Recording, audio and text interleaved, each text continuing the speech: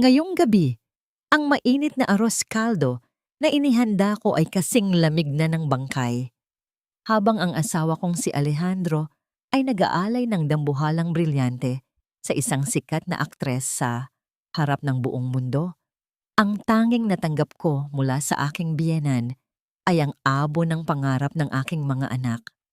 Ako si Maristela, ang asawang itinago, tinalikuran, at muling isisilang mula sa apoy ng kanilang kasinungalingan. Kaya mo bang tiisin ang hapdi bago ang paghihiganti? Ipinapakilala ang pinakainaabangang pag-iisang dibdib ng taon, ang tagapagmana ng Del Rosario Holdings na si Alejandro, at ang ating nag-iisang primetime queen, si Celestine Vergara.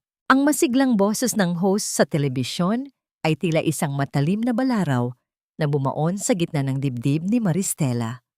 Sa loob ng malawak at malamig na sala ng mansyon, tanging ang liwanag mula sa screen ang nagbibigay ng kulay sa kanyang namumutlang mukha. Nakaupo siya sa gilid ng sofa, ang kanyang 5 buwang tiyan ay bahagyang kumikirot sa bawat mabigat na hininga.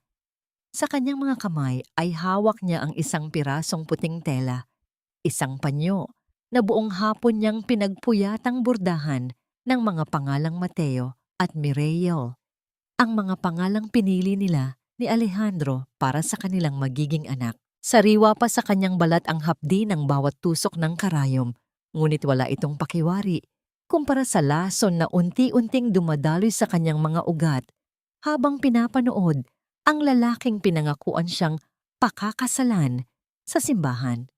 Doon, sa harap ng daan-daang kumukutitap na ilaw ng kamera, suot ang isang mamahaling tuxedo, nakangiti si Alejandro habang marahang hinahalikan ang kamay ni Celestine. Ang dambuhalang brilyanteng suot ng aktres ay tila nangungutya sa simpleng gintong singsing na suot ni Maristela, isang singsing na ibinigay ni Alejandro sa kanya sa ilalim ng puno ng nara sa probinsya, malayo sa mapanghusgang mata ng mundo. Ang mainit na usok mula sa mangkok ng arroz caldo na inihanda ni Maristela para sa pagdating ni Alejandro ay dahan-dahang nawawala, tila sumasabay sa paglamig ng kanyang pag-asa.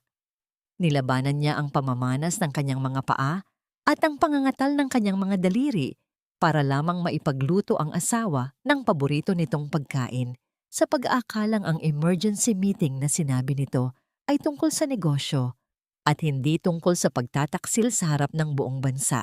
Narinig ni Maristela ang marahas na pagbukas ng pinto sa itaas ng hagdanan, ang tunog ng takong ng sapatos na humahampas sa makintab na sahig ay tila mga martilyong nagpapatibay sa kanyang hatol.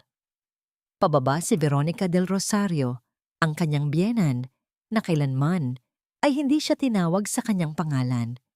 Huminto ang matanda sa kanyang harap. Ang mukha ay bakas ng isang klase ng tagumpay na nakakasulasok. Hindi nagsalita si Veronica. Sa halip lumapit ito sa telebisyon at pinatay ang ingay ng pagdiriwang. Ang katahimikang bumalot sa silid ay mas nakakabingi kaysa sa anumang sigaw. Dinampot ng matanda ang panyong bordado mula sa kandungan ni Maristela. Tiningnan nito ang mga pangalan ni Mateo at Mireille nang may pandidiri bago ito marahas na inihagis sa nagbabagang apoy ng fireplace sa gilid ng sala. No! Ang mahinang tili ni Maristela ay naubos sa kanyang lalamunan.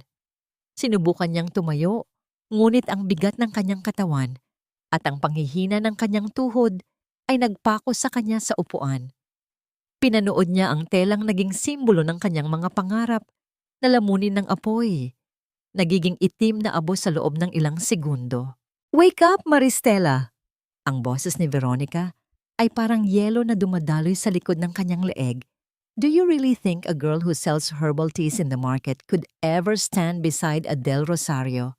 Alejandro is a king, and a king needs a queen, not a commoner who reeks of ginger and eucalyptus.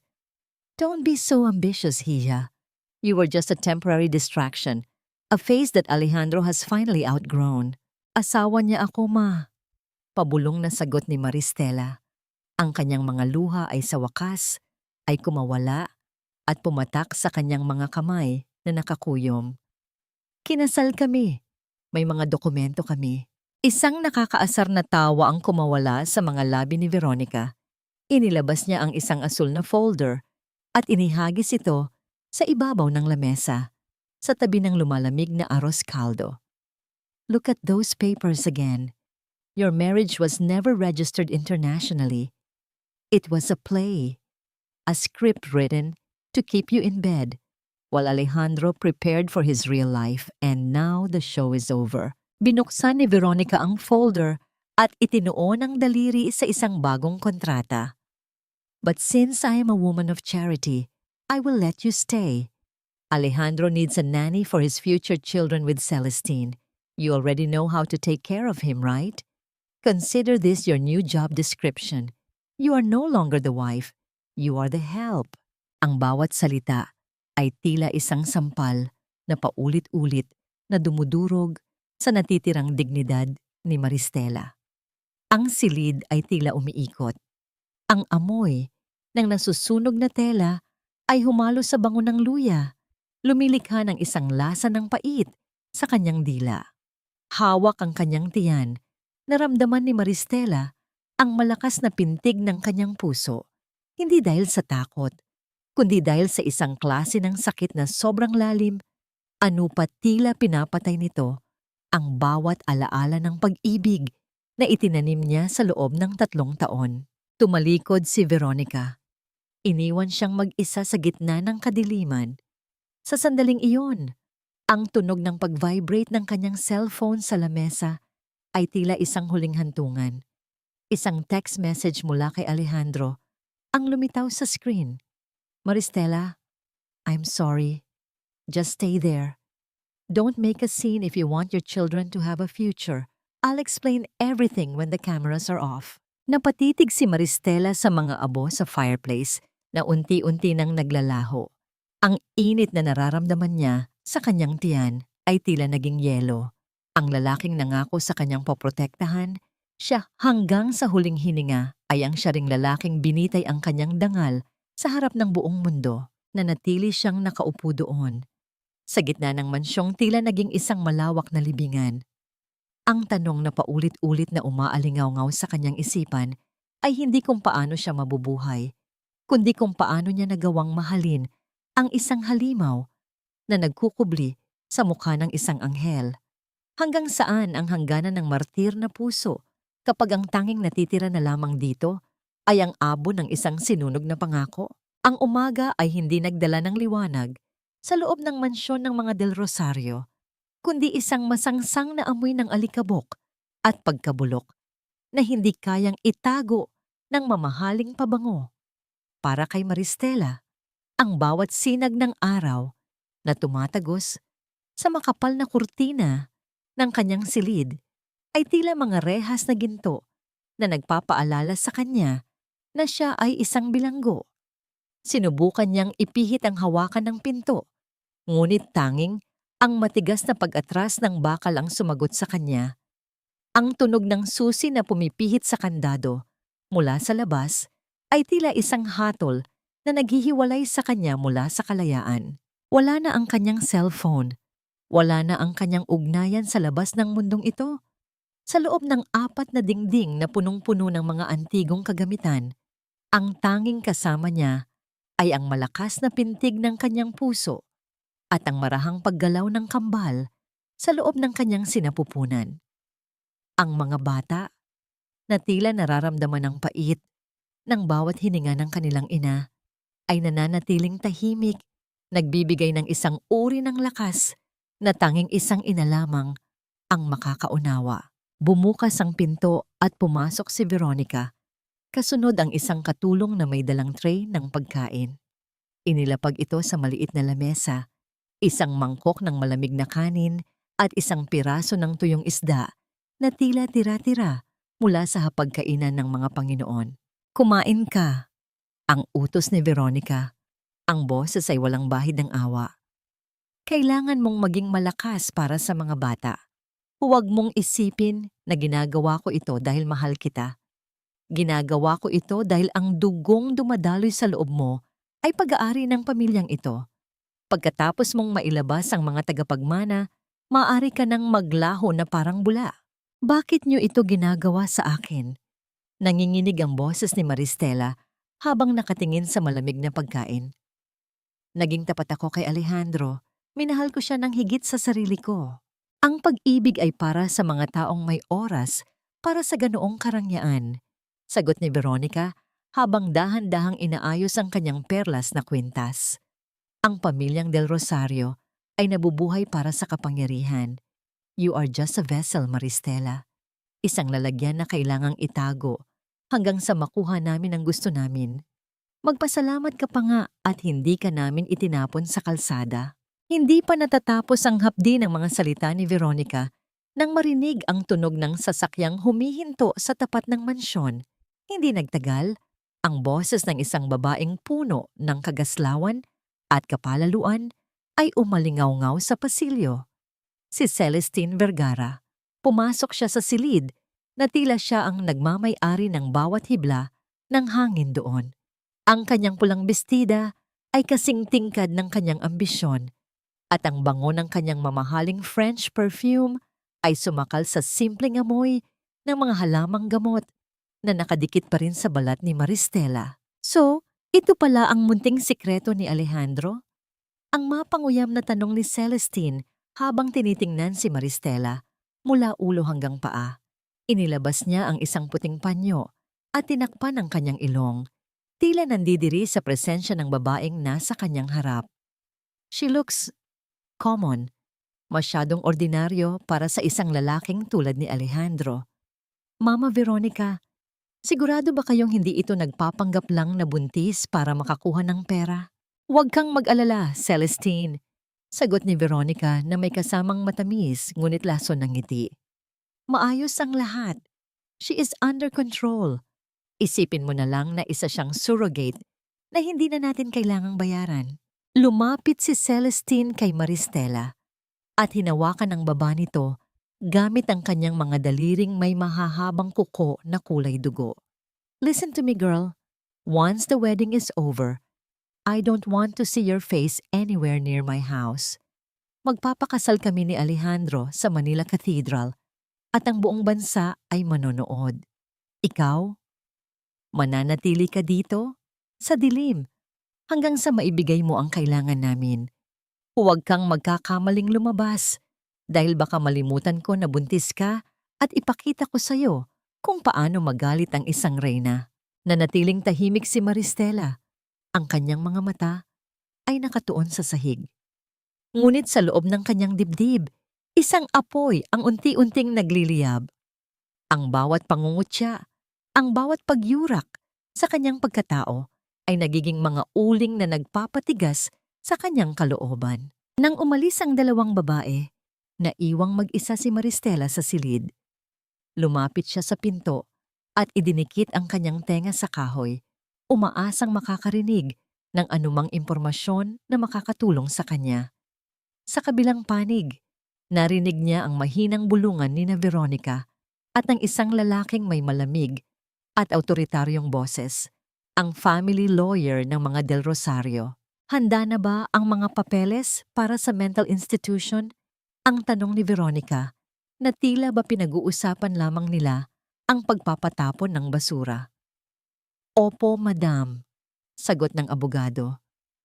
Pagkatapos niyang manganak, pipirmahan natin ang diagnosis ng postpartum depression na may suicidal tendencies.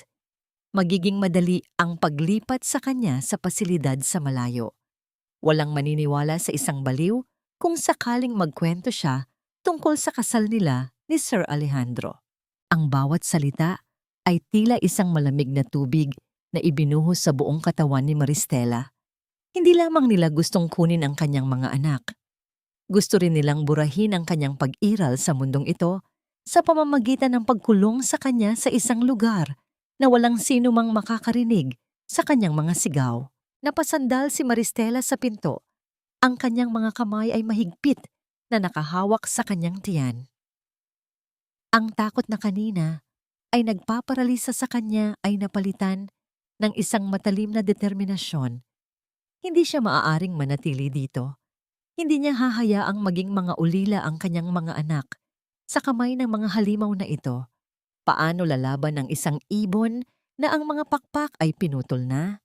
Sa isang linyang ang dulo ay kamatayan ng sariling pagkatao. Sa gitna ng malalim na gabi, ang mansyon ng mga Del Rosario ay tila isang dambuhalang kabaong na gawa sa marmol at semento. Ang bawat sulok ay balot ng katahimikan, maliban na lamang sa mahinang pag-ugong ng aircon na nagbibigay ng tuyong lamig sa silid ni Maristela. Nakaupo siya sa sahig, ang kanyang likod ay nakasandal sa malamig na paa ng kama, habang ang kanyang mga kamay ay dahan-dahang hinahaplos ang kanyang tiyan. Sa dilim, ang tanging nagbibigay ng liwanag ay ang manipis na sinag ng buwan na tumatagos sa pagitan ng mga kurtina, na tila isang daliri ng pag-asa na pilit siyang inaabot. Narinig ni Maristela ang marahang pag-ikot ng susi sa labas ng kanyang pinto. Hindi ito ang mabibigat at may awtoridad na hakbang ni Veronica, kundi ang tila nag-aalangan at pabulong na paglakad ng isang taong ayaw magising ang mga natutulog na demonyo sa bahay na yon. Dahan-dahang bumukas ang pinto at pumasok si Nanay Esmeralda, ang matandang may bahay na halos 3 dekada na ring nagsisilbi sa pamilya. May dala siyang isang maliit na mangkok na naglalabas ng manipis na usok at amoy na pamilyar sa puso ni Maristela. Amoy ng luya, bawang at pagmamahal. "Hija, gising ka pa ba?" Pabulong na tanong ng matanda habang dahan-dahang lumalapit. Inilapag niya ang mangkok sa kandungan ni Maristela. "Kumain ka muna ng mainit na lugaw. Nilagyan ko yan ng maraming luya para sa iyong pangangatal. Pasensya ka na. Kailangan kong maghintay na makatulog si Madam bago ako makapunta rito." Ang unang higop ni Maristela sa mainit na sabaw ay tila isang yakap na matagal na niyang hinahanap. Ang anghang ng luya ay gumapang sa kanyang lalamunan. Unti-unting tinutunaw ang bara ng takot na kanina pa nakasakal sa kanya. "Nanay Esmeralda, bakit niyo po ako tinutulungan? Pwede po kayong mapahamak kapag nalaman ni Madam Veronica ito." Huminga ng malalim ang matanda at hinawakan ang malamig na kamay ni Maristela. "Dahil nakikita ko ang sarili ko sa iyo, Maristela. At dahil ang mga batang dinadala mo ay hindi nararapat na lumaki sa ilalim ng mga anino ng kasinungalingan. Narinig ko ang usapan nila kanina tungkol sa plano nila pagkatapos mong manganak." Napatigil si Maristela sa pagkain. Ang kanyang mga mata ay nagsimulang mangilid ng luha. "Totoo po ba? Ipapako talaga nila ako sa isang mental institution." Tumango ng dahan-dahan si Nanay Esmeralda. "Iyon ang plano nila, pero hindi ako papayag na mangyari iyon. Maristela, makinig ka. May isang pinto sa likod ng kusina, malapit sa imbakan ng mga lumang kagamitan. Bihira yung gamitin at halos natatakpan na ng mga baging ng bougainvillea. Kung makakakuha ako ng pagkakataon na iwanan itong bukas, kailangan mong maging handa." Ang bawat salita ng matanda ay tila isang binhi ng pag-asa na itinatanim sa lupang tigang ng puso ni Maristela. Isang sikretong pinto, isang daan palabas mula sa impyernong ito. Pero paano po ang mga CCTV, ang mga guard sa gate? "Huwag kang mag-alala sa gate," pagpapatuloy ni Nanay Esmeralda. "Ang pinto sa likod ay diretsong lalakad patungo sa isang maliit na eskinita na hindi nasakop ng mga kamera. Doon ka dumaan. Pero kailangan nating maghintay ng tamang pagkakataon. Iyong gabi na abala sila sa isang malaking handaan." Sa sandaling iyon, ang takot ni Maristela ay napalitan ng isang klase ng determinasyon na hindi niya akalaing taglay niya. Hindi lamang siya isang biktima, siya ay isang ina na naghahanda para sa isang digmaan. Habang dahan-dahang inaayos ni Nanay Esmeralda ang kanyang kumot, bago umalis, tumingin si Maristela sa labas ng bintana. Sa ibaba, sa madilim na kalsada sa tapat ng dambuhalang gate ng mansyon, napansin niya ang isang anino ng isang lalaki. Nakasuot ito ng itim na jacket at tila may hinihintay. Lumapit ang lalaki sa maliit na puwang sa ilalim ng gate. at may iniwan siyang isang puting sobre bago mabilis na naglakad palayo at naglaho sa dilim ng kalsada. Naramdaman ni Maristela ang mabilis na pagtibok ng kanyang puso. Sino ang lalaking iyon? At bakit tila ang sobrang iniwan niya ay nakalaan para sa kanya? Ang bawat minuto ng katahimikan sa loob ng mansyon ay tila mas lalong bumibigat, habang ang misteryong dala ng puting sobre ay tila isang paanyaya sa isang bukas na hindi niya alam kung puno ng lunas o ng mas matinding panganib. Hanggang kailan kayang manatiling bulag ng isang puso kung ang bawat bulong ng gabi ay nagbabala na ng isang paparating na unos? Ang sikat ng araw na tumatagos sa bintana ay hindi nagdala ng init, kundi isang malupit na paalala na isa na namang araw ng pagtitiis ang kailangang lampasan ni Maristela. Simula nang makita niya ang puting sobre na iniwan ng estranghero sa gate, ang kanyang isipan ay tila isang gulong na walang tigil sa pag-ikot. Sino ang taong iyon? At paano niya makukuha ang sobreng iyon, gayong ang bawat hakbang niya ay binabantayan ng mga mata ni Veronica? Ang katahimikan ng kanyang silid ay marahas na binuwag nang bumukas ang pinto ng walang babala. Pumasok si Celestine, suot ang isang mamahaling puting bestida na tila nagniningning sa liwanag, ngunit ang kanyang mukha ay puno ng pait at katusuhan. May dala siyang isang baso ng tsaa, ngunit hindi ito ang uri ng tsaang inumin. Ito ay isang lason sa anyo ng mga salita. "Good morning, surrogate." Ang bati ni Celestine habang naglalakad paikot sa silid.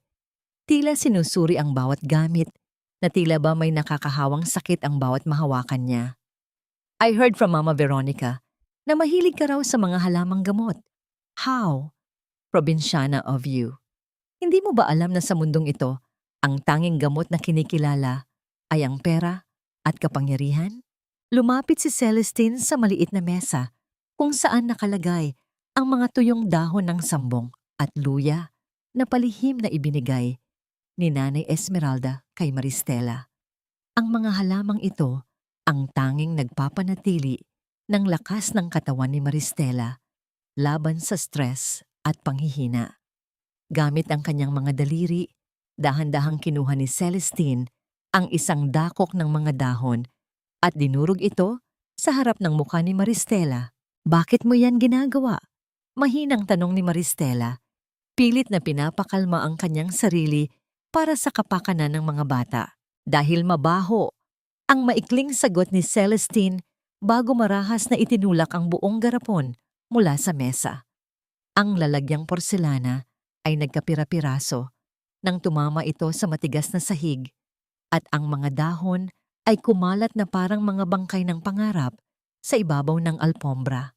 Walang ingay na isinulat ang may akda para sa pagkabasag, ngunit ang paningin ng mga pira-pirasong kristal ay sapat na upang maramdaman ni Maristela ang pagkirot ng kanyang puso. Hindi pa nakontento, kinuha ni Celestine ang baso ng mainit na tsaa na kasama sa tray ni Maristela at dahan-dahang ibinuhos ang laman nito sa ibabaw ng mga pira-pirasong porselana. Ang usok ng tsa ay pumailan lang at ang halimuyak ng luya ay hinaluan ng amoy ng panunuya. "Oops, my bad," sabi ni Celestine na may plastic na ngiti. "But you know what? Bagay lang yan sa'yo. Huwag mong isipin na porke dinadala mo ang mga anak ni Alejandro ay may karapatan ka na sa bahay na ito. Pagkatapos ng kasal namin next month, I will make sure na maglalaho ka na parang usok ng tsaang ito. Alejandro doesn't need a herbalist. He needs a queen. At ako yon." Habang nagsasalita si Celestine, naramdaman ni Maristela ang isang matalim at bigla ang kirot sa kanyang ibabang bahagi ng tiyan. Ang sakit ay tila isang kuryenteng gumapang mula sa kanyang sinapupunan patungo sa kanyang likuran. Napakapit siya nang mahigpit sa gilid ng kama. Ang kanyang mga kuko ay bumaon sa kutsyon habang ang kanyang muka ay unti-unting nawawalan ng kulay. "Ano? Umaarte ka na naman?" ang tanong ni Celestine habang nakataas ang kilay. "Huwag mong subukan ang pasensya ko, Maristela. I know all the tricks of girls like you. Ngunit ang sakit ay hindi biro. Naramdaman ni Maristela ang tila pagdaloy ng isang mainit na likido at ang bawat hininga niya ay naging maikli at gipit. Ang kanyang paningin ay nagsimulang lumabo at ang boses ni Celestine ay tila nanggagaling na sa ilalim ng tubig. Ang matalim na kirot ay muling bumalik, mas matindi at mas nakakatakot kaysa sa nauna. Sa sandaling iyon, ang tanging nasa isip ni Maristela ay ang mga anak niya. Mateo, Mireya, wag muna ngayon. Wag dito. Napaluhod si Maristela sa sahig. Ang kanyang mga daliri ay nadampi sa pira-pirasong porselana na bumasag sa kanyang balat. Ngunit hindi niya naramdaman ang hapdi ng sugat dahil mas matindi ang takot na nararamdaman niya para sa kanyang mga anak.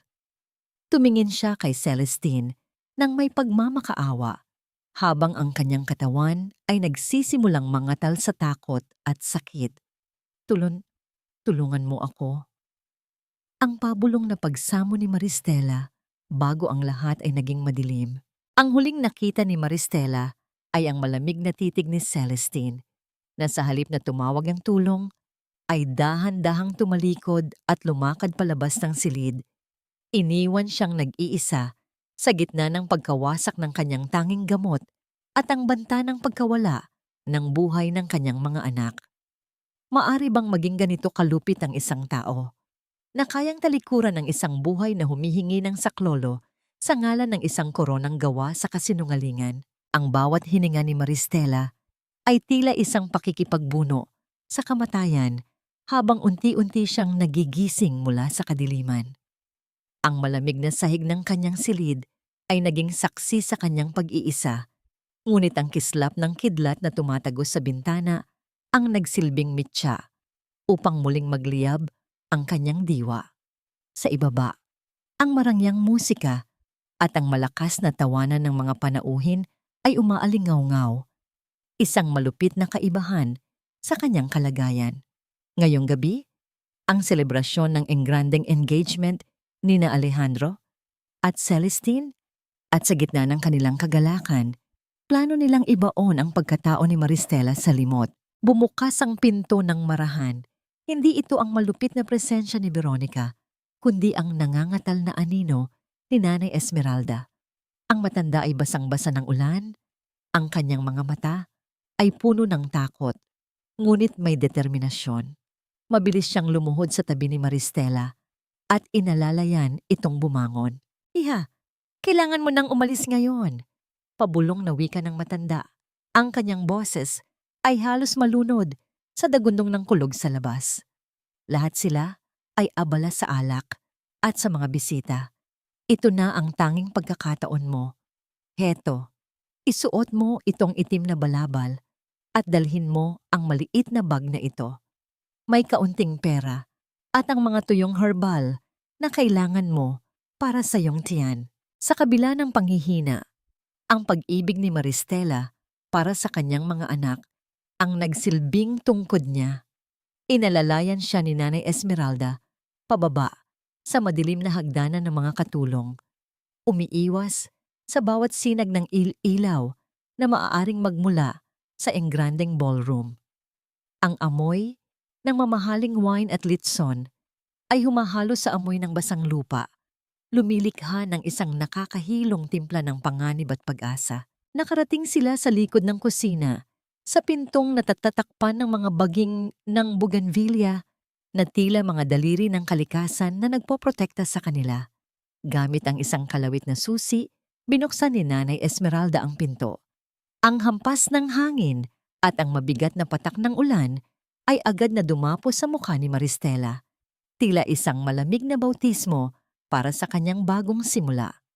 Tumakbo ka, Maristela. Huwag kang lilingon. Ang huling bili ng matanda, bago nito dahan-dahang isinara ang pinto. Nasa labas na siya. Ang gabi ay balot ng kapangyarihan ng bagyo. Ang bawat hakbang ni Maristela sa madulas na eskinita ay tila isang sugal. Ang putik ay dumarikit sa kanyang mga paa. Hinihila siya pababa, ngunit ang bawat kirot sa kanyang sinapupunan ay nagpapaalala sa kanya na hindi lamang sarili niya ang kanyang inililigtas. Ang dilim ng kalsada ay walang katiyakan, ngunit mas nakakatakot ang liwanag ng mansyon na kanyang iniwan. Habang binabagtas ang madilim na daan patungo sa pantalan, isang biglaang liwanag mula sa malayo ang tumama sa kanyang paningin. Ang ungol ng mga makina ng sasakyan ay unti-unting lumalapit mula sa direksyon ng mansyon. Alam niyang natuklasan na nila ang kanyang pagkawala. Ang tunog ng mga gulong na humahampas sa baha at ang mga ilaw na tila mga mata ng gutom na lobo ay mabilis na humahabol sa kanya. Sa sobrang pagmamadali, ang kanyang paa ay sumabit sa isang nakausling ugat ng puno. Ang kanyang katawan, na mabigat dahil sa dinadalang buhay, ay nawalan ng balanse. Ang pagbagsak niya sa malambot, ngunit madikit na putik, ay tila isang katapusan. Ang malamig na putik ay dumampi sa kanyang pisngi at ang takot ay tuluyang lumamon sa kanyang puso nang maramdaman niya ang muling pagkirot ng kanyang tiyan. Niyakap ni Maristela ang kanyang sinapupunan. Ibinabaon ang kanyang mukha sa basa at maduming lupa habang naririnig ang paghinto ng mga sasakyan sa hindi kalayuan. Ang liwanag ng mga headlight ay unti-unting nilalamon ng dilim sa kanyang paligid, papalapit ng papalapit sa kanyang kinaroroonan. Diyos ko, huwag ang mga anak ko. Huwag ngayon. Ang pabulong na pagsamo ni Maristela habang ang anino ng mga lalaking bumababa mula sa sasakyan ay nagsisimulang humaba sa kanyang harapan. Sa gitna ng ulan at putik, ang pag-asa ni Maristela ay tila isang mitya ng kandila na malapit ng mamatay sa gitna ng isang napakalakas na unos. Magagawa pa ba niyang makatayo bago siya tuluyang maabutan ng mga anino ng nakaraan? Ang hangin sa Singapore ay kakaiba. Ito ay tuyo, amoy bakal, at puno ng bango ng mga banyagang bulaklak na hindi pamilyar sa pang-amoy ni Maristela. Malayo ito sa amoy ng basang lupa at usok ng Manila na kanyang iniwan. Sa loob ng isang masikip at payak na charity ward ng isang pampublikong ospital, nakahiga siya sa isang kama na may manipis na kutsyon, habang ang tunog ng mga kagamitang medikal ay nagbibigay ng ritmong tila nagpapaalala sa kanya na siya ay buhay pa rin. Ang bawat hininga ni Maristela ay may kasamang hapdi, hindi lamang mula sa kanyang mga sugat sa katawan, kundi mula sa katotohanang siya ay libu-libong milya na ang layo mula sa lahat ng kanyang nakilala.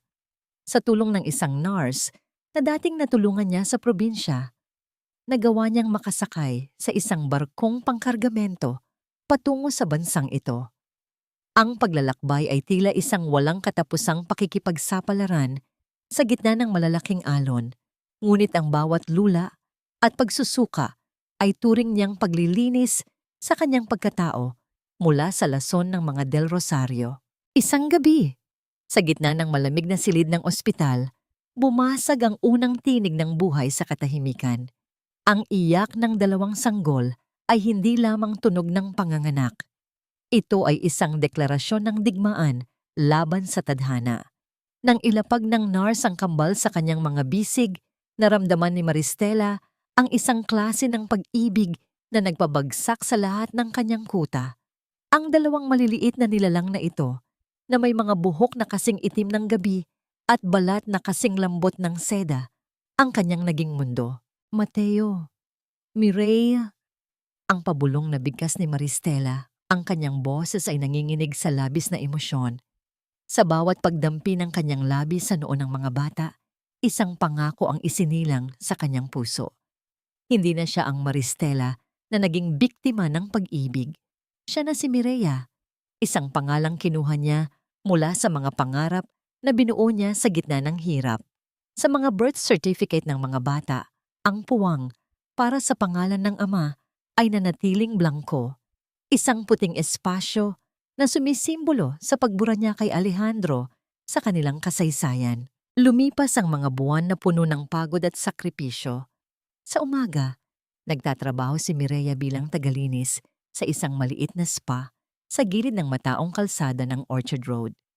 Sa gabi, inaalagaan niya ang kambal sa isang maliit na paupahang silid na kasing laki lamang ng isang aparador.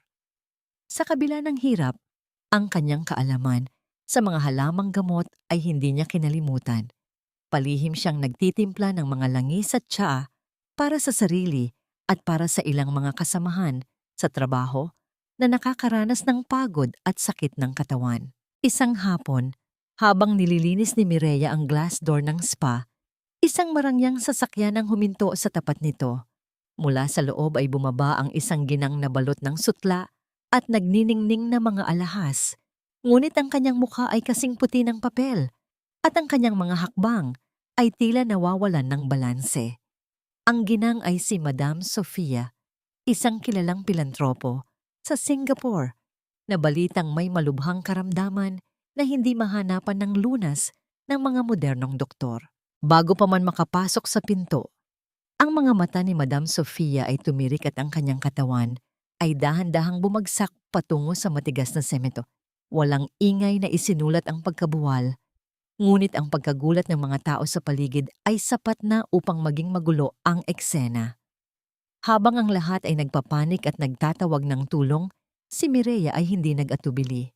Bit-bit ang kanyang munting bote ng langis na may halong luyang dilaw at tanglad. Mabilis siyang lumapit at lumuhod sa tabi ng ginang. Ang kanyang mga kamay, na sanay sa pagpapagaling, ay dahan-dahang humawak sa mga pressure points sa leeg at sentido ni Madam Sofia.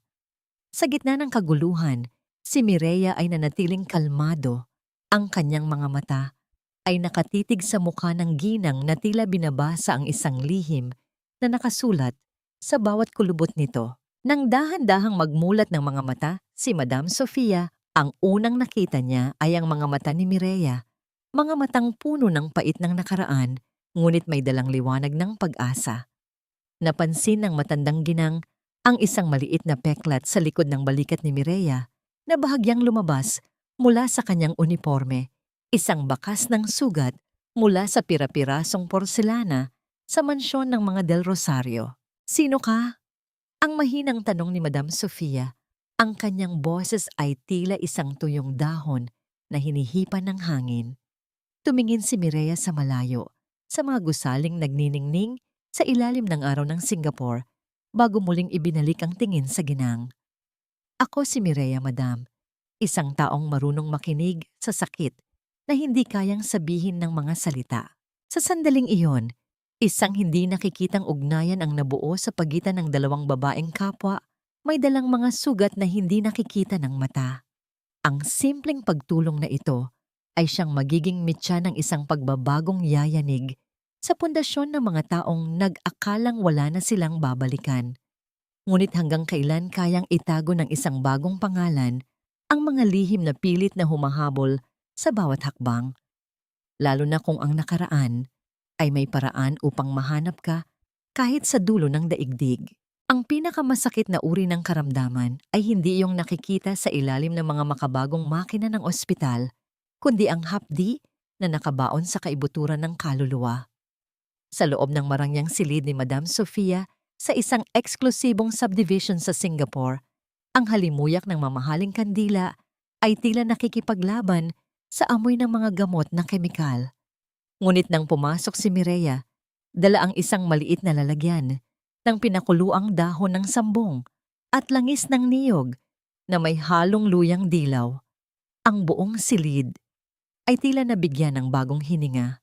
Sinasabi ng mga doktor sa London na kailangan ko ng operasyon at ang mga espesyalista sa New York ay binibigyan ako ng mga tabletang nagpapatulog lamang sa aking diwa. Ang mahinang wika ni Madam Sofia habang nakasandal sa kanyang malambot na unan. Ang kanyang mga mata, na dati ay puno ng awtoridad, ngayon ay tila mga bintanang basag. "But you, Mireya, noong hinawakan mo ang aking mga kamay noong isang linggo, naramdaman ko ang isang bagay na matagal ko nang kinalimutan. Ang pakiramdam na may nagmamalasakit." "Madam, ang katawan natin ay parang isang hardin," pabulong na sagot ni Mireya habang dahan-dahang inihahanda ang kanyang mga kagamitan. "Kapag pinilit nating puksain ang mga damo gamit ang lason, pati ang mga bulaklak ay namamatay. Kailangan nating kausapin ang ugat ng problema. Dahan-dahang inayos ni Mireya ang higaan ng ginang at sinimulan ang tradisyonal na hilot. Ang kanyang mga daliri, na dati ay bihasa sa pagbuburda ng mga pangarap, ngayon ay bihasa na sa paghahanap ng mga buhol ng stress at pait sa kalamnan ni Madam Sofia. Sa bawat haplos na may kasamang mainit na langis, tila may mga tinik na nabubunot mula sa katawan ng matandang ginang. "Tell me, Mireya," untag ni Madam Sofia.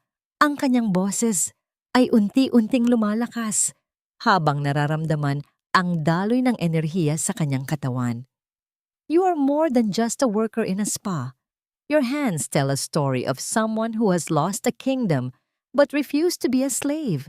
Saan mo natutunan ang sining na ito?" Napangiti ng mapait si Mireya. Ang kanyang isipan ay sandaling naglakbay pabalik sa maliit na dampa sa probinsya kung saan itinuro sa kanya ng kanyang lola ang lihim ng mga halaman. "Natutunan ko ito sa hirap, madam.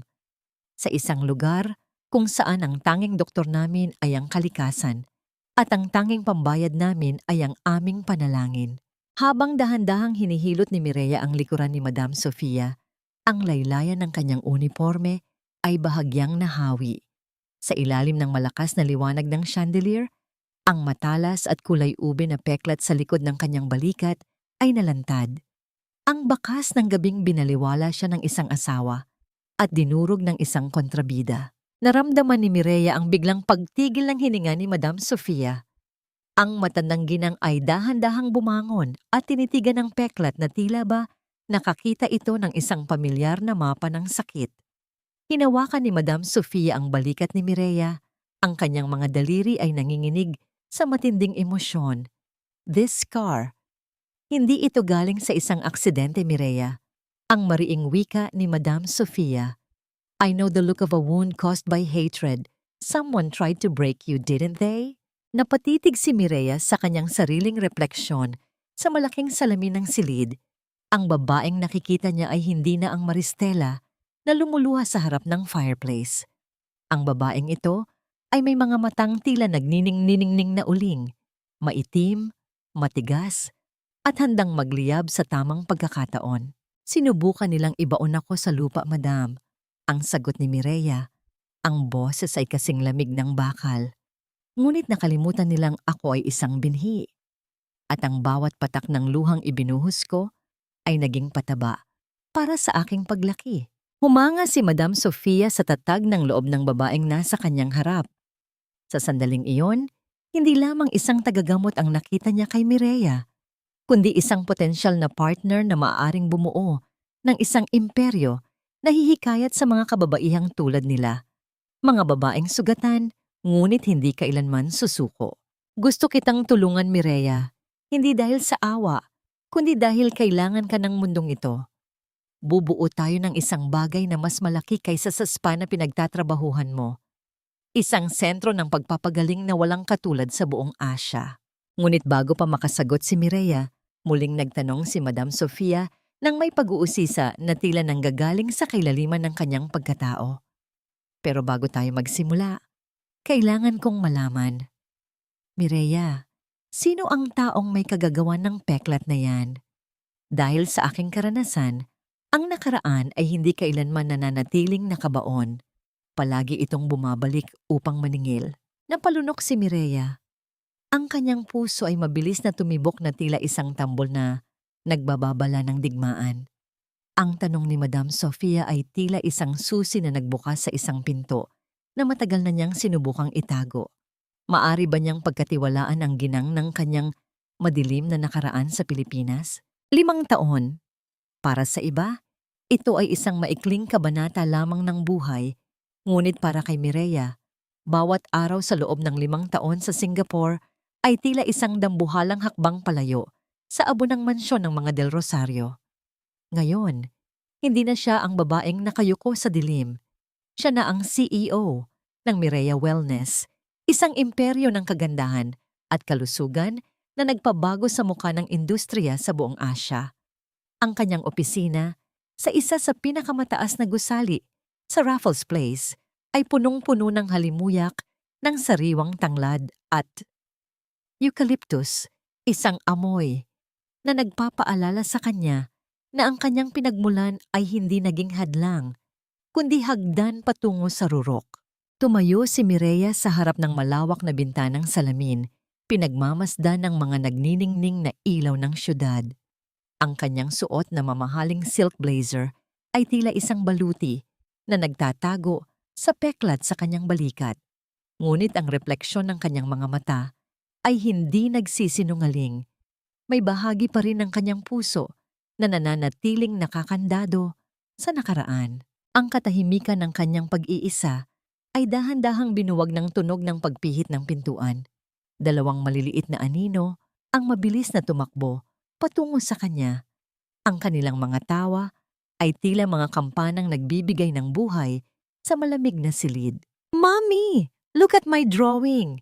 Sigaw ni Mateo, ang batang lalaking may mga mata at panga na kasing talas ng kay Alejandro, ngunit may pusong kasing lambot ng sa kanyang ina. Kasunod niya si Mireya, na ang bawat kilos ay tila isang tula ng grasya at talino. Yumuko si Mireya at niyakap ng mahigpit ang dalawa. Sa bawat amoy niya sa buhok ng mga anak, naramdaman niya ang katuparan ng lahat ng kanyang sakripisyo. Sila ang kanyang premyo, sila ang kanyang buhay. Ngunit sa gitna ng kanilang paglalambing, tumingala si Mateo sa kanya nang may seryosong mukha na tila ba may mabigat na tanong na matagal nang kinikimkim. "Mommy, may kinuwento si teacher kanina about a family tree." Panimula ng bata, ang kanyang maliliit na daliri ay nakahawak sa laylayan ng damit ni Mireya. Bakit po blanco ang side ni Papa? Is he a star in heaven? Or did he just forget us? Tila huminto ang pag-ikot ng mundo ni Mireya. Ang bawat tibok ng kanyang puso ay naging mabigat. Tila isang tambol na nagbababala ng sakit. Ito ang muling pagkabuhay ng sugat na akala niya ay tuyo na. Hinawakan niya ang pisngi ng anak, ang kanyang mga mata ay puno ng pagmamahal na hinaluan ng isang klase ng lungkot na tanging isang ina lamang ang makakaunawa. Ang papa niyo ay isang tao mula sa isang nakaraang hindi na natin kailangan, Mateo. Pabulong niyang sagot, pilit na pinapatatag ang kanyang boses. Tandaan niyo, sapat na tayo. We are whole because we have each other. Nang makatulog ang kambal sa sofa ng kanyang opisina, pumasok si Madam Sofia. Ang ginang ay mukhang mas bata at mas malakas kaysa noong unang pagkikita nila. Salamat sa pagmamalasakit ni Mireya. Inilapag niya ang isang tablet sa mesa. Ang screen ay nagpapakita ng mga balita mula sa Pilipinas. "Mireya, hindi na maganda ang balita tungkol sa Del Rosario Holdings." Seryosong wika ni Madam Sofia. Ang mga ari-arian nila ay isa-isang kinukuha ng bangko. Ang huling balita, ang mansyon na iniwan mo ay nakaplano ng isubasta. At si Veronica, balitang hindi na lumalabas dahil sa isang misteryosong sakit na kumakain sa kanyang balat. Hindi naramdaman ni Mireya ang saya na inaasahan niya. Sa halip, isang malamig na kapayapaan ang bumalot sa kanya. Ngunit ang tunay na bomba ay dumating nang ipakita ni Madam Sofia ang isang gintong sobre na may selyo ng Asian Wellness Summit. "Inimbitahan ka bilang keynote speaker sa Manila, Mireya." Ang sabi ni Madam Sofia, ang kanyang mga mata ay nanunuri. Bilang ang pinakamatagumpay na CEO sa larangan ng wellness, ito ang pagkakataon para ipakita sa kanila kung sino ang babaeng tinangka nilang burahin sa mapa. Napatitig si Mireya sa imbitasyon. Ang pangalang Manila ay tila isang mitya na nagsindi ng lahat ng alaala ng apoy, ng ulan at ng pait. Alam niyang kapag tinanggap niya ito, hindi na lamang ito tungkol sa negosyo. Ito ay tungkol sa pagharap sa mga halimaw ng kanyang kahapon. Dahan-dahang hinawakan ni Mireya ang pluma sa kanyang mesa.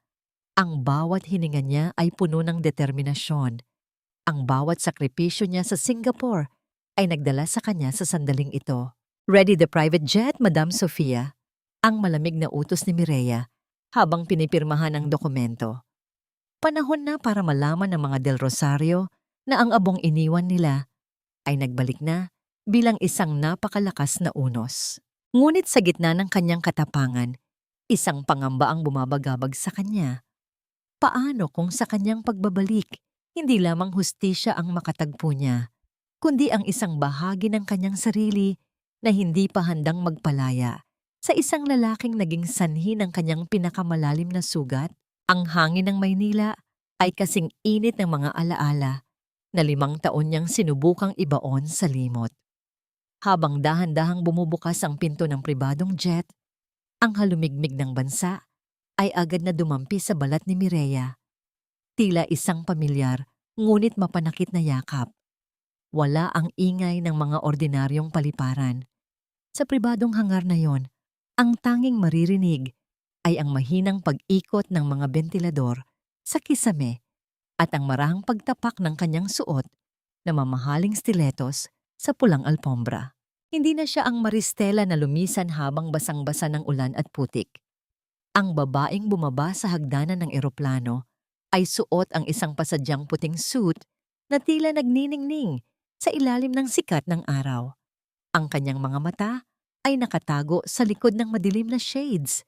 Ngunit ang bawat galaw niya ay nagpapakita ng awtoridad na hindi kayang bilhin ng kahit anong yaman. "Mommy, is this the place where you grew up?"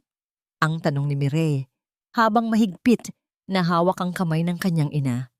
Sa kabilang panig, si Mateo ay tahimik na nagmamasid. Ang kanyang maliliit na balikat ay tuwid na tuwid. Tila likas na taglay ang protektibong aura para sa kanyang pamilya. "Yes, sweetie, this is the place." Tugon ni Mireya, ang boses ay walang bahid ng emosyon. "But remember what mommy told you. We are here for work. Huwag lalayo sa mga bodyguards, okay?"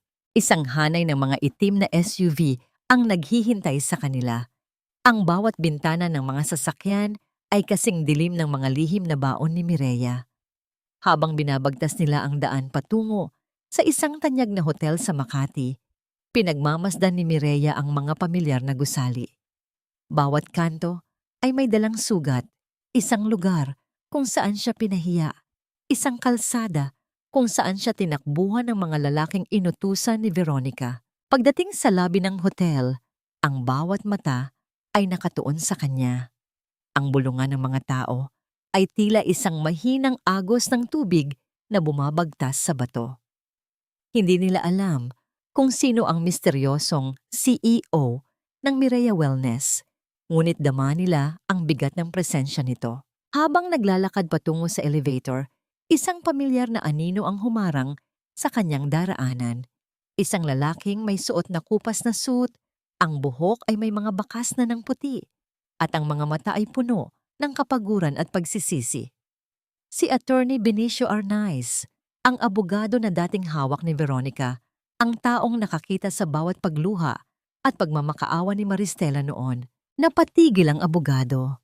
Ang folder na hawak niya ay tila muntik ng mahulog ng magtama ang kanilang mga paningin. Ang kanyang mga labi ay nanginginig, tila hindi makapaniwala sa nakikita. Maristela? Ang pabulong na tawag ng abogado. Ang boses ay puno ng gulat at isang uri ng takot. Dahan-dahang ibinaba ni Mireya ang kanyang shades. Ang kanyang mga mata, na dati ay puno ng pagsamo, ngayon ay kasing lamig na ng yelo sa Antarctica. Isang mapait na ngiti ang sumilay sa kanyang mga labi. "I'm sorry, attorney, I think you have the wrong person." Ang matigas na sagot ni Mireya sa wikang Ingles bago muling nagpatuloy sa paglalakad. "My name is Mireya, CEO of Mireya Wellness." Ngunit bago pa siya makapasok sa elevator, mabilis na lumapit si Attorney Benicio at bumulong ng sapat lamang para marinig niya. "Hindi ako narito para saktan ka muli. Narito ako dahil kailangan mo ang mga dokumentong kinuha ko sa vault ni Madam Veronica bago ako tuluyang tumalikod sa kanila. Maristela, alam ko ang lahat. Alam ko kung saan nila itinago ang orihinal na marriage certificate niyo ni Alejandro." Napatigil ang mundo ni Mireya. Ang kanyang mga kamay ay napakuyom sa loob ng kanyang bulsa. Ang marriage certificate na akala niya ay abuna. Ang dokumentong magpapatunay na ang mga anak niya ay hindi mga anino, kundi mga tunay na tagapagmana. Meeting room, 10:00 ng gabi tonight. Don't be late, attorney. Ang malamig na utos ni Mireya bago tuluyang sumara ang pinto ng elevator. Habang paangat ang elevator, naramdaman ni Mireya ang mabilis na pagtibok ng kanyang puso. Ang kanyang pagbabalik ay hindi lamang para sa isang summit. Ito ay para sa isang huling pagtutuos. Ngunit sa dilim ng kanyang silid sa hotel, isang tanong ang hindi niya maalis sa kanyang isipan. Handa na nga ba siyang harapin ang lalaking hanggang ngayon ay hindi pa rin niya alam kung kailan huling naging totoo sa kanya? Ang pagbabalik ng Reyna ay hindi laging puno ng korona. Minsan, ito ay nagsisimula sa isang matalim na balaraw na nakatago sa ilalim ng seda. Ang katahimikan sa loob ng executive suite ni Mireya ay binalot ng amoy ng sariwang jasmine. Ngunit ang lamig na nagmumula sa aircon ay tila hindi sapat upang palamigin ang apoy ng kaba sa kanyang dibdib. 10:00 na ng gabi. Ang bawat mahinang pag-ikot ng mga kamay ng relo sa dingding ay tila mga hakbang ng tadhana na papalapit ng papalapit sa isang katotohanang matagal nang itinago sa ilalim ng mga anino. Narinig ni Mireya ang marahang pagkatok sa pinto. Isang tunog na walang kasamang ingay ng bakal, kundi ang bigat ng isang taong may dalang pasanin. Nang buksan niya ang pinto, tumambad sa kanya si Attorney Benicio. Hawak ng abogado ang isang luma at kupas na leather briefcase. Ang mga daliri nito ay bahagyang nanginginig habang hinihigpitan ang kapit sa hawakan. "Pumasok kayo, attorney." Ang malamig na paanyaya ni Mireya. Naupo ang abogado sa tapat ng malawak na bintana kung saan tanaw ang mga nagniningning na ilaw ng Makati. Inilabas niya ang isang Manila envelope na may mga bakas na ng dilaw na mantsa dahil sa kalumaan. Inilapag niya ito sa ibabaw ng glass table at ang tunog ng papel na lumapat sa salamin ay tila isang hatol na nagpatahimik sa buong silid. Hindi sinunog ni Madam Veronica ang dokumentong yan. Maristela. Panimula ni Benicio, ang boses ay paos at puno ng pagsisisi. Pinanood mo siyang magsunog ng tela, ngunit ang marriage certificate niyo ni Alejandro ay itinago niya sa loob ng isang lihim na vault sa likod ng painting sa library. Ginamit niya yon bilang panigurado, isang tali sa leeg ni Alejandro kung sakaling magrebelde ito sa kanya. Dahan-dahang binuksan ni Mireya ang envelope. Ang kanyang mga daliri ay nadampi sa magaspang na papel. Doon, sa ilalim ng selyo ng gobyerno, ay nakasulat ang kanyang tunay na pangalan, Maristela Reyes del Rosario. Ang tinta ng kanyang pirma ay tila sumisigaw mula sa nakaraan, nagpapaalala sa kanya ng babaeng naniwala sa mga bituin at sa mga pangakong gawa sa buhangin. "Bakit niyo ito ibinibigay sa akin ngayon?" tanong ni Mireya. Ang kanyang mga mata ay nananatiling nakatitig sa dokumento. "Dahil hindi na ako makatulog ng mahimbing hija," sagot ng abogado. "Nakita ko kung paano kanila itinapon na parang basura. At ngayon, habang pinapanood ko ang unti-unting pagbagsak ng Del Rosario Holdings, napagtanto ko na ang katarungan ay hindi naghihintay. Ito ay naniningil. Gamitin mo iyan. Iyan ang susi para mabawi mo ang lahat, hindi lamang para sa sarili mo, kundi para sa mga bata." Kinabukasan, ang boardroom ng Del Rosario Holdings ay balot ng tensyon na tila isang pisi na malapit ng maputol. Ang mga kasangkapan ay luma na. Ang mga dingding ay may mga bakas ng bakbak na pintura. Isang malungkot na refleksyon ng isang imperyong unti-unti nang kinakain ng anay. Nakaupo si Alejandro sa dulo ng mahabang mesa. Ang kanyang mukha ay puno ng kapaguran, ang mga mata ay may malalim na itim na bilog, at ang kanyang suot na suit ay tila maluwag na sa kanyang nangangayat na katawan. Kasama niya si Veronica, na sa kabila ng sakit na kumakain sa kanyang balat, ay pilit pa ring naglalagay ng makapal na makeup at mga alahas upang itago ang kanyang pagkabulok. Nasaan na ang investor mula sa Singapore? Ang naiiritang tanong ni Veronica.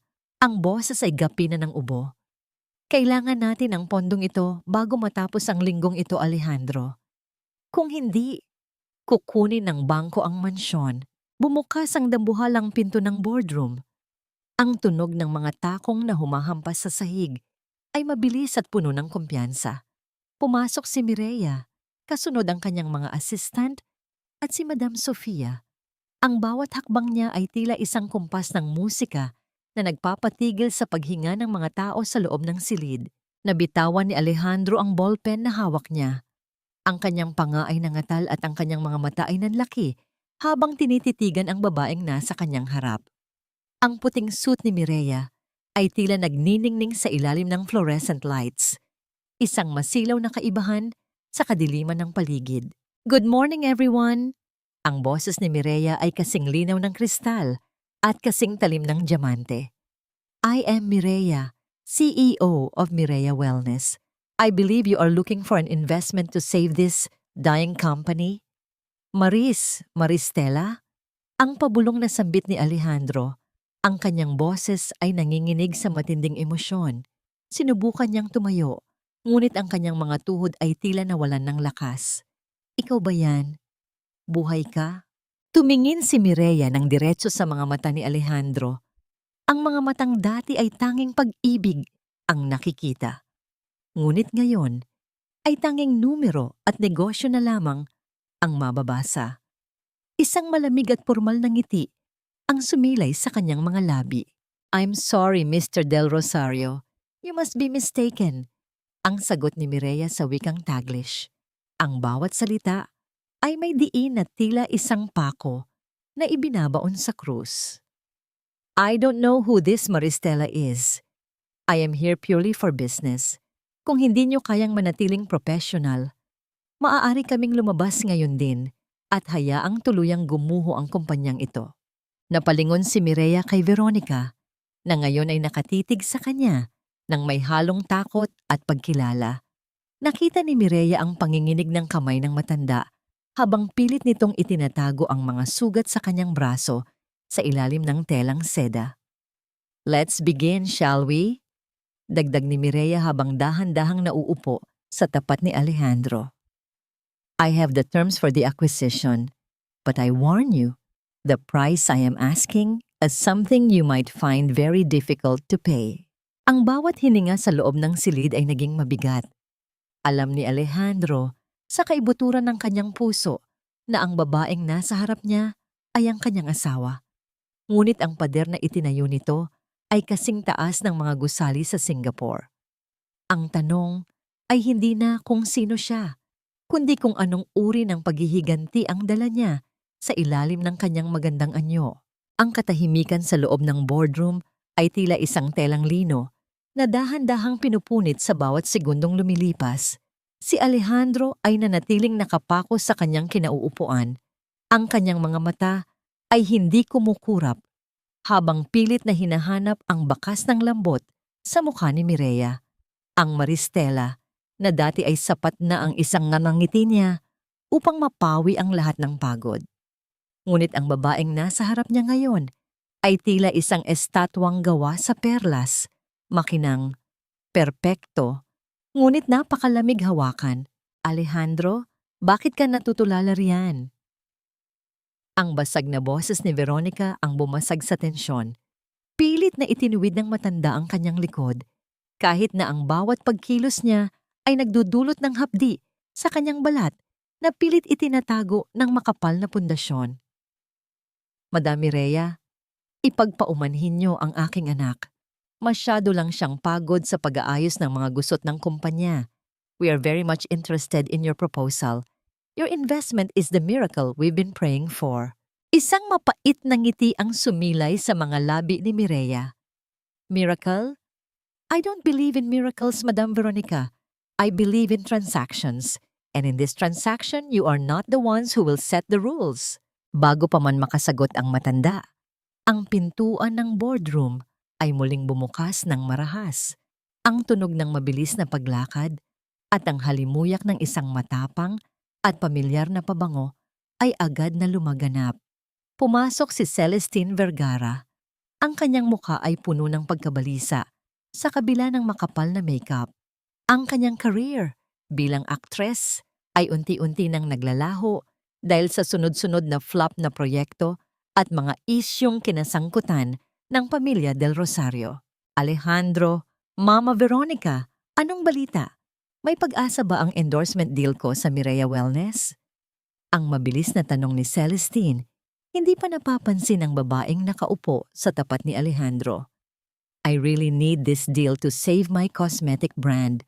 Sinasabi ng manager ko na ang Mireya Wellness lang ang tanging paraan para makuha ko ulit ang loob ng masa. Napatigil si Celestine nang dahan-dahang lumingon si Mireya. Ang mga mata ng dalawang babae ay nagtagpo. Ang isa ay puno ng pagkilala at takot, habang ang isa naman ay tila nanonood ng isang palabas na matagal na niyang alam ang wakas. You! Ang pabulong na sambit ni Celestine. Ang kanyang labi ay nangatal. Impossible. Ikaw? Ikaw ang CEO ng Mireya Wellness? Dahan-dahang tumayo si Mireya. Ang bawat galaw niya ay puno ng grasya. Lumapit siya kay Celestine. Ang agwat sa pagitan nila ay tila nagpapaalala sa gabing itinulak siya ng aktres at iniwan sa gitna ng sakit at pira-pirasong porselana. Nice to see you again, Miss Vergara. Ang boses ni Mireya ay kasing lamig ng semento sa ilalim ng ulan. I heard your brand is struggling. Just like how you tried to crush my herbs years ago, your reputation is now turning into dust. At ngayon, lalapit ka sa akin para sa isang endorsement? Sa tingin mo ba, ang isang commoner na tulad ko ay nanaisin na ang mukha mo ang maging kinatawan ng aking imperyo? How dare you! Ang sigaw ni Celestine. Sinubukang itaas ang kanyang kamay upang saktan si Mireya, ngunit mabilis na humarang ang dalawang bodyguard ni Mireya. Ang marahas na pagpigil sa kanyang braso ay nagdulot ng pagkagulat sa aktres. Huwag mong subukan ang pasensya ko, Celestine. Pagpapatuloy ni Mireya, ang kanyang boses ay bumaba, ngunit mas naging matalim. Dati, wala akong laban. Dati, kaya niyo akong itapon. Pero ngayon, hawak ko ang leeg ng pamilyang ito. At kung gusto niyong mabuhay, matututo kayong lumuhod sa harap ng babaeng itinuring niyo lang na basahan. Napalingon si Mireya kay Alejandro na ngayon ay nakatitig sa kanyang mga kamay na nanginginig. At ikaw, Alejandro, gusto mong makita ang dahilan kung bakit hindi ko kayo mapapatawad. Inilabas ni Mireya ang kanyang cellphone at nagpakita ng isang litrato. Sa screen, makikita ang dalawang batang magkahawak kamay habang naglalaro sa isang parke sa Singapore. Ang batang lalaki ay may mga mata na kasing talas ng kay Alejandro at ang batang babae ay may ngiti na kasing tamis ng kay Maristela. Ang hininga ni Celestine ay tila napatigil. Ang kanyang mga mata ay nanlaki habang tinititigan ng kambal. Those children, they look exactly like... No, impossible. Sabi ni Mama Veronica, namatay sila sa aksidente sa barko. Isang malakas na sampal ng katotohanan ang dumapo sa silid. Tumingin si Alejandro kay Veronica nang may halong puot at gulat, habang si Veronica ay pilit na umiiwas ng tingin. Ang kanyang mukha ay kasing puti ng papel. Buhay sila, Alejandro. Ang pabulong na sabi ni Mireya. Ang bawat salita ay tila isang kutsilyong bumaon sa puso ng lalaki.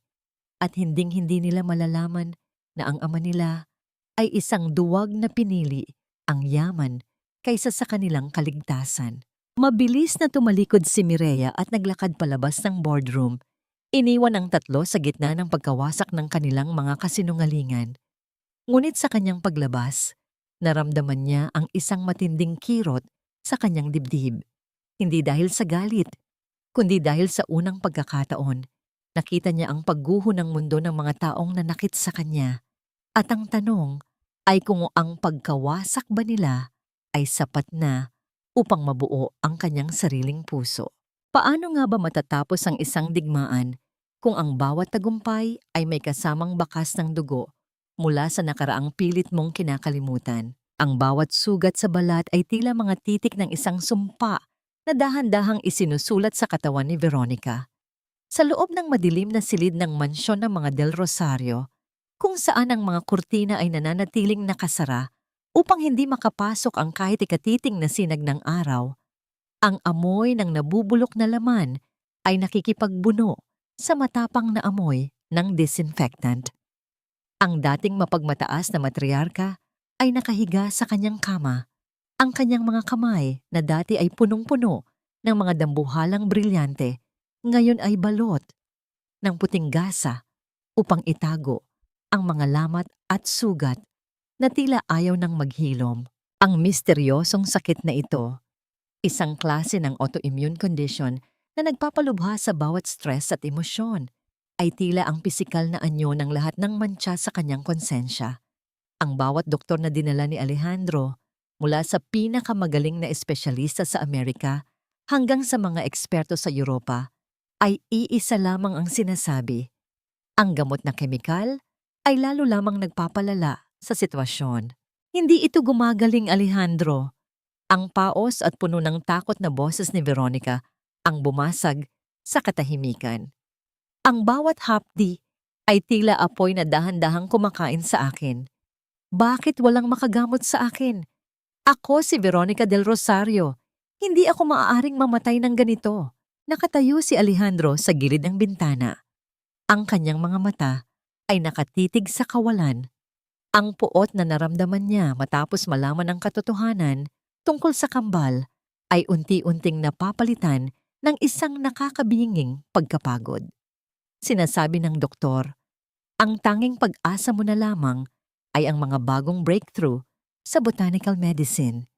Ang formula na ginagamit sa Singapore para sa ganitong mga bihirang kaso ng skin necrosis. Dahan-dahang lumingon si Alejandro sa kanyang ina. Ang kanyang mga mata ay puno ng pait. At alam mo kung kanino galing ang formula na yon, di ba? Ang Mireya Wellness, ang kumpanyang itinayo ng babaeng itinuring mong basura. Ang katahimikan sa pagitan ng mag-ina ay tila isang dambuhalang pader na puno ng mga tinik. Para kay Veronica, ang tanggapin ng tulong mula kay Maristela ay mas masahol pa sa kamatayan.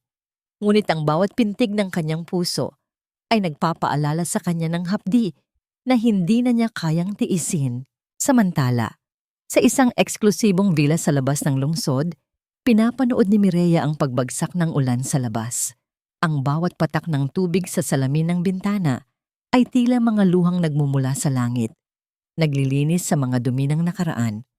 Hawak niya ang isang tasang mainit na tsaa, isang espesyal na timpla ng sambong, luyang dilaw, at iba pang lihim na sangkap na siya mismo ang nagtanim at nag-ani. Lumapit si Mateo sa kanya at dahan-dahang yumakap sa kanyang baywang. Mommy, why are you sad? Is it because of the man we saw earlier?